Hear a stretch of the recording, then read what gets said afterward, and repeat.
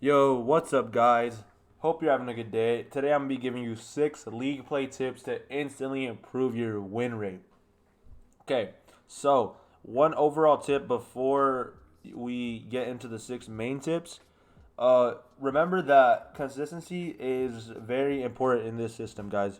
So what I mean by that is that you need to be going on those 6, 7, 8 game win streaks to really move up your ladder, as once that bonus starts stacking, it really starts stacking. Like you could get up to 200 per game on I think like a 6 game, 7 game win streak, which is really really good. You're gonna move up insanely fast. You're gonna be getting double what people that aren't on a win streak are getting. So yeah, understand that overall consistency in winning a majority of your games is what you need to do if you want to rank up. So number one for the tips is going to be that you need to understand that your mindset needs to stay positive, because that's going to net you consistency. If you have a level-headed mind and you're you're not raging, you're not in a negative mindset, which I think we can all fall a victim to at some point.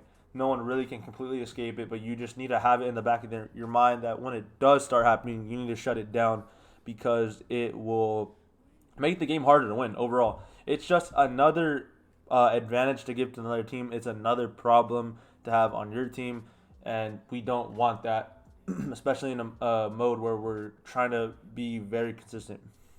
So, number two is a search and destroy tip, and this is a tip I haven't seen on a lot of videos, and this is on attacking search and destroy. You need to learn how to play a default, and in search and destroy, I'll get back to what a default is in a second, but in search and destroy, you need to learn how to play slow, because you have one life. If you just fuck around and rush down, it might work against some people, but against actual good players that know spots and know how to default, if you're pushing as a defender, or if you're just running in straight to the bomb site as an attacker, people know how good players know how to shut that down. That will only work against bad players. If you're doing that and that's working, don't expect it to work past elite, because elite players definitely know how to shut stuff like that down.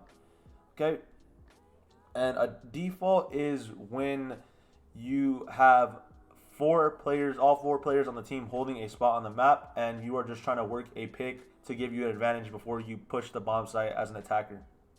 Because a 3v4 situation, regardless of what happened, if the bomb's planted or not, it's gonna be a good situation for you because you're up a man.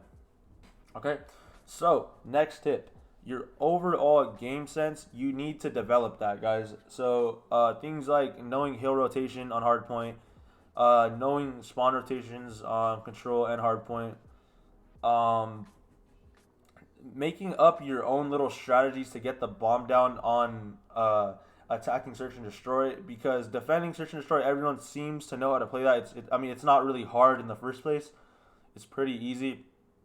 But attacking search and destroy, when I was duo queuing before I four stacked, or sometimes I duo queue, sometimes I four stack, but when I duo queue and I get, it's really hard to win search and destroy games, because to get the bomb down on attack, you kind of need to be coordinated, and you need to have people really covering the planner down very tightly, because it's really one guy away from shutting down the planner and the round being shut down. Because if the bomb is dropped, then it's a more favorable situation for the defenders.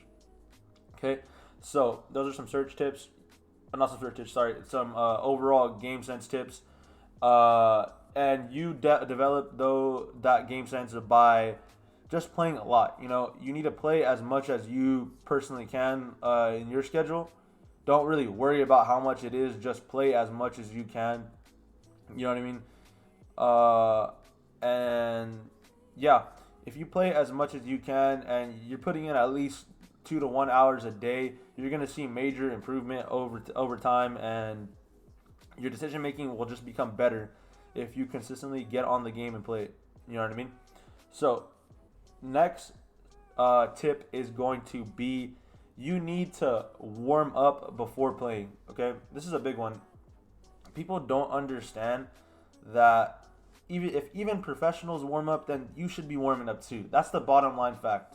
Okay, If you think that you're gonna jump in these elite and master games, or whatever your rank is, and get away without warming up, I guarantee you're gonna run into a team that is, if it could potentially put you in a negative mindset. That's the big danger with it. I think is that if you get smashed in the mouth your first game, it's a very bad way to start it. You know what I mean? And you want to be starting these games off good, because going into a comeback situation is a lot less favorable for you. Um, as I feel like competitive COD rewards people that really stay a step ahead of everything really that's going on in the game. Objective and spawns, right? Like the game really rewards you if you can stay ahead of your enemies.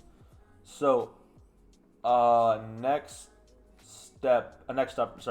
tip is going to be to learn common callouts, guys. You need to learn common callouts. If you go on Reddit and or not Reddit and in Google and type in the map and callouts, someone will have a overlay with every callout, a good callout for every room, every spot. This will help you get traded easier. And if you can get traded easier overall, that's going to net your team more kills. And in modes like control and search, where all those lives matter, even in hardpoint too, obviously, because holding down the point really comes down to who wins the trade. And obviously doing that is going to be accomplished through good callouts, good teamwork, and playing off each other. So the next tip is going to be, you need to learn how to set up your teammates. And if you're playing solo queue, you need to get a microphone. And the reason you need to get a microphone is because if you're not playing with a microphone in 2021, man, you're really putting yourself at a disadvantage. And that, I'm not gonna lie, that's a little bit ignorant, due to the fact that 90% of the squads, that especially if you solo queue, there's no solo queue protection. So you can be a full solo team, and go against a full 4-stack team. So don't really go into this mode without a mic, because it's a competitive mode at the end of the day. You know what I mean? At the end of the day, everyone's playing to win. That's a fact. It's if you want to have this, it's just a game mindset, you can go to pubs. They are there for you. But this mode was separated from the base game, from the base multiplayer, for a reason, as it is supposed to be a CDL competitive type vibe / mode.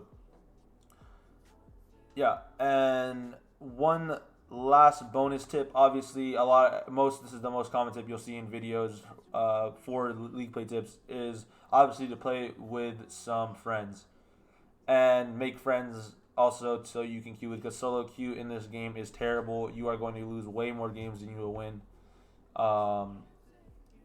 Yeah. So that's gonna pretty much wrap up the video. My next video is going to be a Masters Elite High Elo XM4 setup.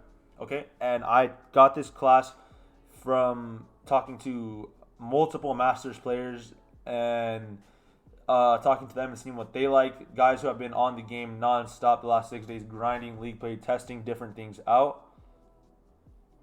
And yeah, so be ready for that XM4 class. It's going to be a straight laser, and it's going to get you guys a lot of frags. See you guys in that next video. Hope you guys enjoyed this one. Have a good day. Stay safe. Thanks everyone for supporting.